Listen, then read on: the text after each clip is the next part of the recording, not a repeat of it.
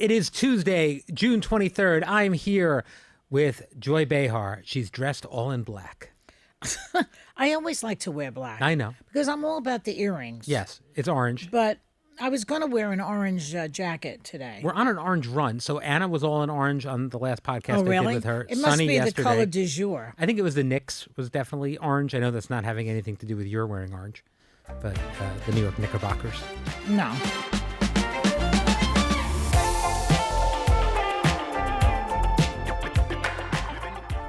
First of all, I was trailing you on the way to the podcast studio. And as we go here, we go through various, we pass by people in their offices, their cubicles, and you're having conversations that were not really appropriate for... Why, what was I saying? Something about your breasts. I wasn't really sure, or somebody else's breasts. I couldn't hear. I was behind. No, I was not. Just That's what now? I heard. Yeah, outside when we were walking down the hallway. No, you're hearing things. No, I know what I heard.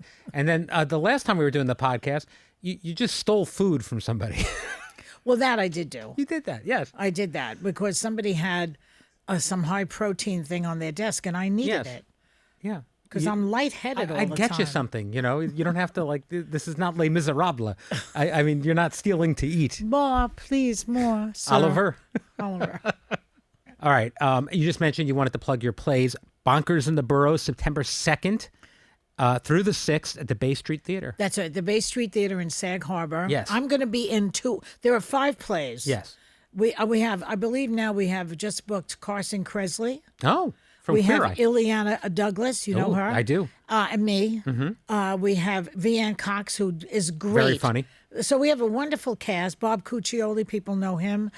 Craig Bierko. Mm-hmm. And this cast is we're going to do 5 different plays. Each one takes place in a different borough. And they're funny. All right. I'm excited to Yeah. come see it again. Maybe I'll come out in September. I'll be a little busy because we'll be getting the new season ready. Where will you stay if you come out? Because I can't stay at my house. Cause I have one whole bedroom. Is in a flood. I've known you for 11 years. I've yet to be invited to the stately Behar Manor. But I don't it's have fine. a big house anymore. No, I know. Now I have a small condo. You did for 10 years. I never got invited. And but one it's fine. bedroom, there's a pool that is over my house apartment. Yes. And it flooded my bedroom. Yes, but so I can't use it for 3, 4, 5 more months. all right. Well, I'll stay at a hotel.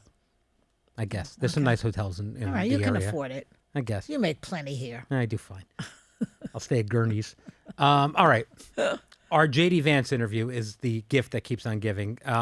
Last Thursday, he was in a press conference about Iran and said that the two of you were best friends. No, he did not. He did too. He said, we talked about this. He said that... Now, what he said was, he was at the White House, and he was said giving a Joy press Behar conference. is harder to negotiate with than the Iranians. and now we're best friends. That's what he said at the end of it. well, I don't know about that. Yeah, he said this was hostile negotiations here at the View. That you're tougher to negotiate with than It's funny that he Iran. wants to be friends with me. Why? I don't know, but I'm not a Republican. I never was. I never will be. I'm a Democrat. No, but I don't approve of his positions. I definitely don't approve of Donald Trump and his positions. you're getting a little sensitive about this because I feel like people are giving you a hard time about the fact that you were not openly hostile to him. I was not. I'm not openly hostile to anybody who's a guest on the show. That's true. Although you could attack me for saying that I walked off the air on what's his name? Bill O'Reilly. Bill O'Reilly. Yeah. But that is because he could not be reasoned with, and he just kept saying Muslims are terrorists. Right. Which annoyed me. It's like you can't say all of anybody is anything. Yes. And he was so annoying about it that I said, I can't sit here anymore. But I know how you work, and you like to get on the inside. I'm a little and then- subversive. I think you are. I think you're trying to flip JD Vance. I think that's your plan here. I think people talk about how the parties and the people in this country are so divisive. Mm-hmm. I think that I could help the situation because I have a way about me. I think you do. I had a manager who used to describe me this way: Joy will tell you, go yourself, and you say thank you. Trying to think. That's happened. Yeah. See? There we go. What is it? It's my sense of humor. I think it is. And I have to give it to him. The guy used the joke. He used it as a joke. He had a Yes. sense of humor. Yeah. Which is a sign of something. It's disarming, if nothing else. Yes. And if only he can get Iran to disarm. No, I don't know if that was anything. All right. I can do that. You can do that. I'll call the Ayatollah up. All right, and get him. You'll talk him down. I will. You'll be best friends. All right. I'd like to point out something else that we announced today. Our show with Vice President J.D. Vance was the most watched episode of The View in over a year and a half. Oh. Why? Who beat him before that? It was the day after the election where the whole world tuned in to see you guys react to President Trump being elected a second time. I see. And it was our second highest rated show in 5.5 years. So over 3 million, I think 3.3 million people Well, I can watched. see that. I mean, not everybody gets the sitting vice president to come on a daytime talk show. Right. You know, it shows you that, our audience is brilliant because we sell books. And somebody who is in the White House wants to come on our show to sell his books because he knows that our audience reads. Well, and also, frankly, him coming on, I think it was savvy for him to come on The View. He was talked about, that interview was talked about all week long. He did a lot of interviews, but this is the one that people kept coming back to and talking about. Well, they also quoted me in one of my best lines. I think, did I discuss this already? Not on the podcast. Which I said when he kept, Trump said blah, blah, blah. Well, he didn't mean that. He meant blah, blah, blah. And I said, what are you, his interpreter or his vice president? That got quoted a lot. Yeah. And I'll tell you why. Because a lot of people in his MAGA world in Congress are constantly explaining this guy because he says such crazy stuff all the time, Trump. Oh, he didn't mean that. Oh, he meant this. No. Stop explaining what he said. Take it for what it is. As Lucy said to Desi, you got a lot of splaining to do. Lucy.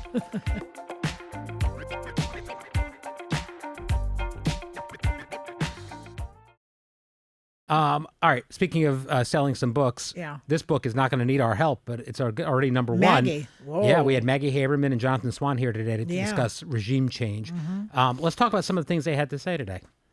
They talked about how Trump is obsessed with being seen as the most powerful leader in the world historically. Yeah. And he said that during the meeting in the Oval Office, Trump was relishing this idea that he was a Napoleonic figure. That he was in the same list as Hitler. And Stalin and Genghis Khan. Mao and Genghis. And Julius Caesar.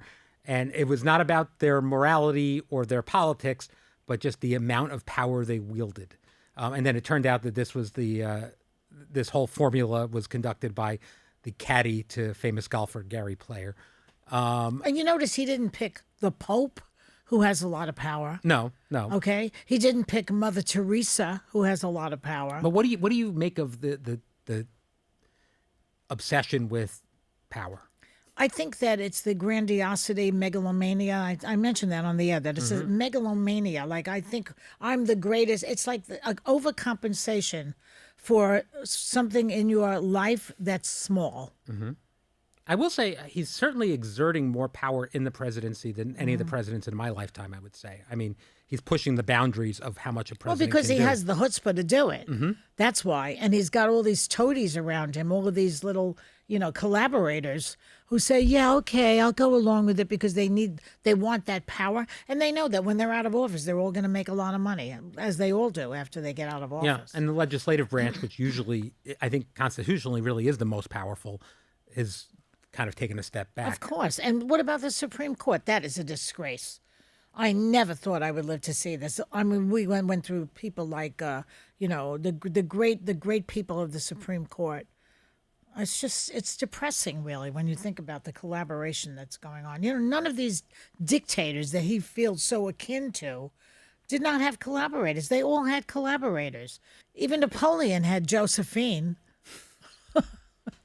He doesn't have a Josephine? All right. You also asked him about Trump's renovation projects, and Jonathan said that if you look at a pie chart of his mind, a pretty significant part of that is filled with interior design projects. Yeah. This is one of the few things that he and my wife have in common. Oh, really? They both like to redecorate? They both like to really think about, a lot of her mind is spent on redecorating. Yeah. Why do you think he's so into these renovations?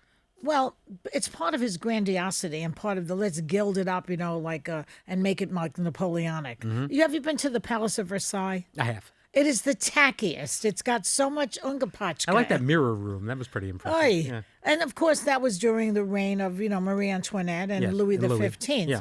And she was beheaded. I believe he was too. I think so.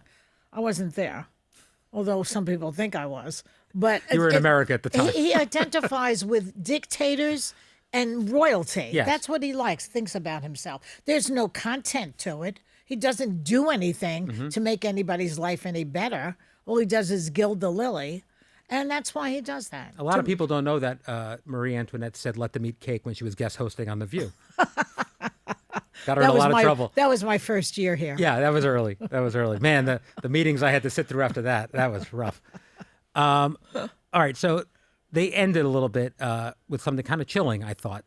They said that the future is really unknown because they don't think this administration will go away quietly. What did you make of that? Well, I hope that's not true. Yeah. I'm praying that, he resigns. Seems unlikely. He's losing a lot of his popularity. When you've got a lot of the Republicans going out, and Tucker Carlson says, I'm not a Republican because I don't happy. Not that I trust him. I was going to say. Yeah. I don't. He's a snake, but I'm just saying. I wonder if he's prepping his own run by doing that. Whatever their self-interest is, they're jumping the ship. A lot of them. And he's down to 33% approval rating. That's bad. It'll be interesting because they were implying that even if he loses, the party loses the midterms badly, and he no longer has the ability to do very much because of that, he thinks they implied they still might just ignore subpoenas. They're really going to keep pushing. It'll be interesting to see what happens. Well, people need to start looking into psychology more. Like I'm talking about his grandiosity, his megalomania.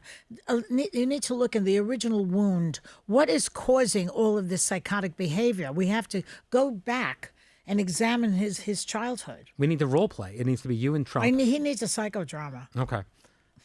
I'm ready for it. Let's go through it. All right. So in other news, something that was kind of inspiring, I thought. The Obama Presidential Center opened last week, and Sunny said it gave her a sense of pride and sadness at the same time. Why was she sad? What we don't have right now, I think was the idea. Well, yeah. I mean, there are term limits, they call them. Yes, but just the general vibe, I guess, was something that she was we miss Obama. He was a classy guy. His heart was in the right place. And also the spirit of the speeches that were being given. It was again, uplifting. Uplifting. Yeah. What do you make of it all? Well, I miss him too. I said that on the air. I miss him a lot. It's heartbreaking to see how it went from that to this, in a way, and how this country seems to be unraveling under the auspices of this megalomaniac, and how much cooperation he's getting for it. And you hope against hope. That's why I don't agree with one of the topics we did today. I think it was Chesney, was it? Or one of them said he doesn't think that everybody should speak out. I don't agree with that, because if you have a platform, I feel you have an obligation as an American to speak out, because I think that we're in a lot of trouble. This is not the Eisenhower years, which I lived through as a child. And the worst thing that Eisenhower got criticized for was he played golf too much. But then when Kennedy came in, it was like, whoa, we have, some new blood and everything. And it was exciting. And then LBJ escalated the Vietnam War. Things go in these cycles. Right. And I believe that this cycle is soon over. I do believe it. Well, that's a good thing. I mean, and history corrects sometimes. It usually does correct it if you don't do the worst thing that you can possibly do. I mean, if they're going to set off an atom bomb, we're not going to correct. No. Somebody said the other day, I was reading that the Iranians, the Strait of Hormuz, is their nuclear weapon. Yeah, it's their ultimate power. They have figured out, when we allowed this to happen, to give this to them, not only the billions that we're going to give them, according to Trump. I don't get that at all. What are you, paying somebody for committing crimes? What are you doing? No, it's what he's been yelling at Obama for years. But Obama wasn't going to give them $30 million or whatever. Pallets of cash they give. It's unfreezing assets is really what it is, and removing sanctions. And also, isn't it their money in the first place? Some of it is. Yeah, some of it is their money. Some of it is. But I don't know. All right, well, there's this other story I know that caught your eye today that we didn't get to do on the show. It says that older adults are no longer staying in empty shell marriages. Oh, yeah. Which are marriages where one of the parties is no longer happy. It said that nearly 40% of divorces today occur between people 50 and older. Yes. Why do you think that is? People are living longer, I think, is what it is. So 50 is now like 30. I wish that was true. I'm turning 50 this year. I think that, when you're my age, I'm 83 now, right? Right. Although I don't look it. No. And I certainly don't act it. No.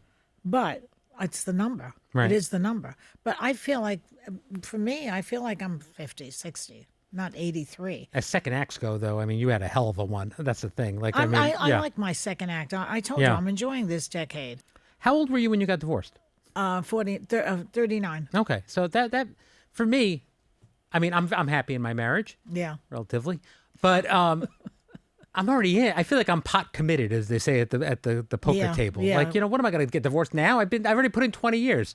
My best years are behind me. Well, the story that you're talking about in the Times today, I think it was, they don't feel that way. They're 70 years old, which is not that old. Mm-hmm. I mean, if you're going to live to be, look at this guy Greenspan, 100. Mm-hmm. Clive Davis, 100 or whatever, 99 or whatever he was. They're up in the late 90s. Right. That is an unusual thing. My mother died when she was 79. My father was 81. I've already outlived them. Mm-hmm. And my grandparents died when they were 60. So everybody's living longer. And 70 seems like, especially with the dreaded Viagra. Yes. No man feels that his life is over when he's 70 or 75. I don't know a happier couple than you and Steve, honestly. I We really are a don't. happy You guys couple. don't fight or anything else. If that were not the case, if you were to divorce now, would you date again? Me? Yes. No, of course not. No? Get out of here. For what reason? I don't know. What if, Bob Woodward's on the show and gives you the eye? I don't know. Like, what? I'm just trying to think, maybe... If he were to dump me, Yes. which is highly unlikely. It seems unlikely. I'll agree. Then I would have a gay friend of mine move in with me. Okay. And For companionship. Just to hang out with. That's Yeah. what I would like. right. A gay friend. Yeah, but you only... Because they're fun, You only have one bedroom right now, so... I know. Yeah. Well, I have another bedroom, but there's only a pull-out couch. Okay. Have you noticed this with your other friends, like with older friends getting divorced later? Is that happening at all in your world? No, I was of the group when I got divorced, which what I said was about 39. That was the early 80s, late 70s. Right. It was post-feminist, the second wave of the feminist movement, which happened around 1970. And I think that women were starting to feel like, is that all there is to the circus? Is that all there is? Yeah, and there was a lot of people getting divorced. I don't think they do it as much.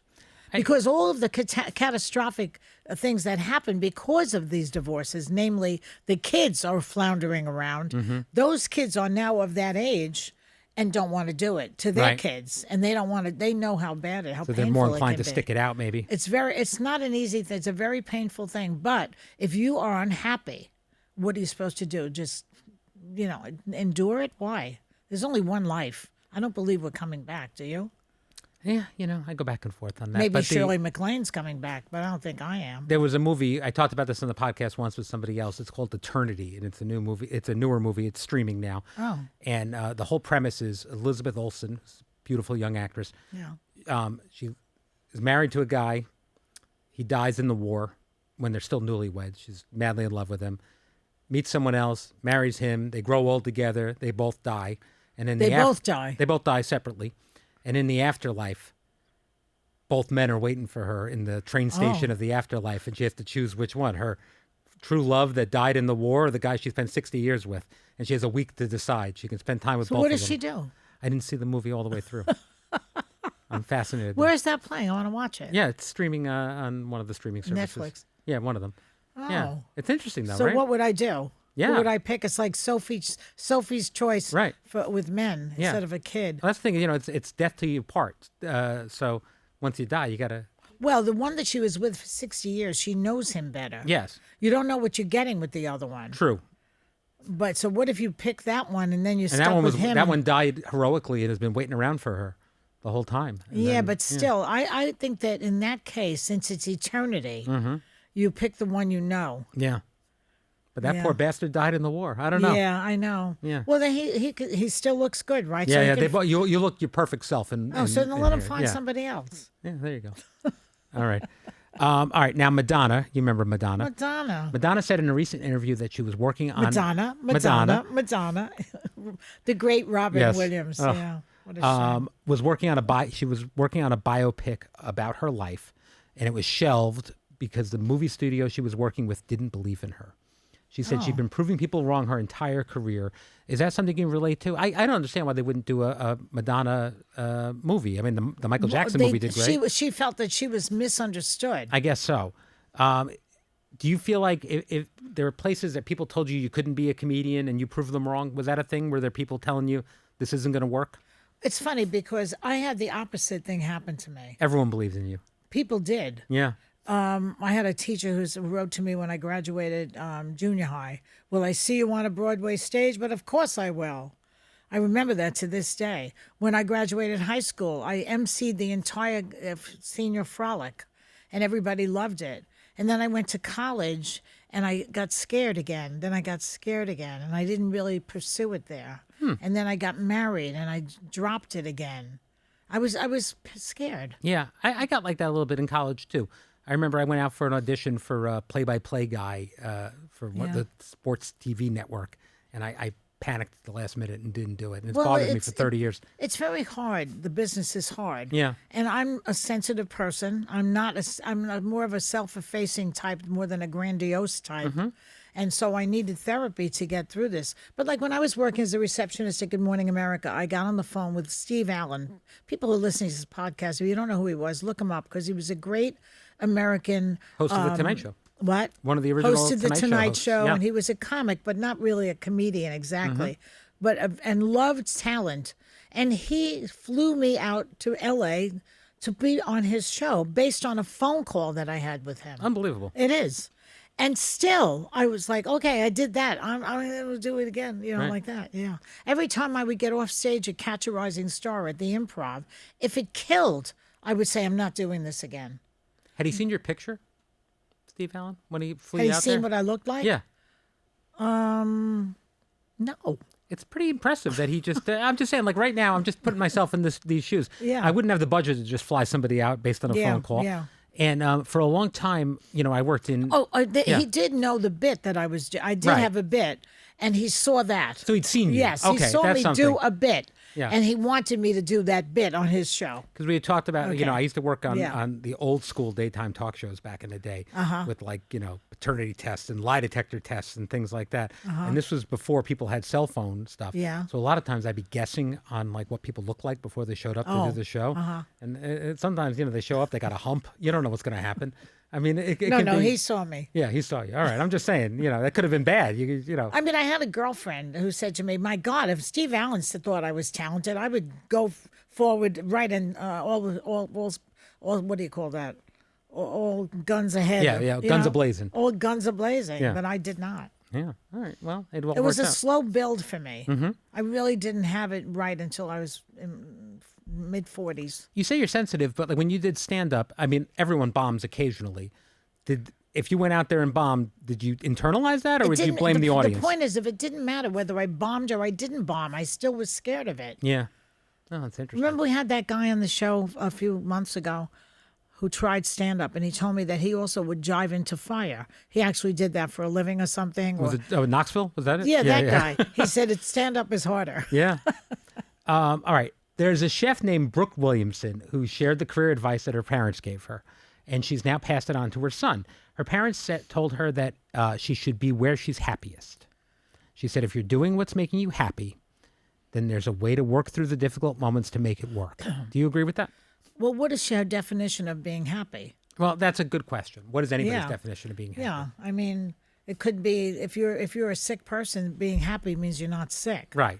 I guess it means probably through your job and location and school or family. To me, being happy is getting gratification out of small things. Yes. Out of giving giving a gift to somebody. To me, it makes me happy. Right. Or when I'm writing my plays, I've gotten to the point where I love to write the plays. I've got 5 more now that I wrote. Amazing. I wrote 5 more. I have 5 going to be at Sag Harbor and 5 that are sitting on my shelf. Oh, so you're going to work here forever because you got to keep plugging them. That's the thing. I know. So if I'm not on the show, you won't let me do the podcast? Probably just to punish you. No, I think I just need you to. That's so mean of you. I know. This is the only lever. This is my straight of Hormuz. This is your nuclear weapon. This is my nuclear weapon. Yes. That's too funny. Yeah. So what's your question? I don't even remember. What was it? Being happiness. Yeah. Yeah. Joan Rivers famously, they asked her if she was happy, and she said, "I'm happy. I'm not happy." Right. Nobody's happy. I love that. Yeah. It's like it describes what it is. But what makes you happy changes over time too. I mean, I was very career driven. Now I'm very family driven. Yeah. It's that kind of thing. But like all weekend, like on the weekend, I sit in my little she shed, and I go over my plays and I write my things, and then I do my crossword puzzles. And my husband and I discuss where we're going to go to dinner, and we talk about my plays. He's a very good editor. I have him look it over, and he finds things. And that makes me happy. All of that is fun, is happy for me. I'm happy like an hour on Friday night. I think that's about it. I think it's that Friday night where the whole weekend's ahead of me. Yeah. And the that's week's behind a nice me. time for you. Yeah, yeah. And you then don't have the stress. Yeah, and then after that, it all starts going downhill. I was happy last week when I came back from Europe, and I brought my grandson these bracelets that he likes. The boys wear bracelets and necklaces now. Mm-hmm.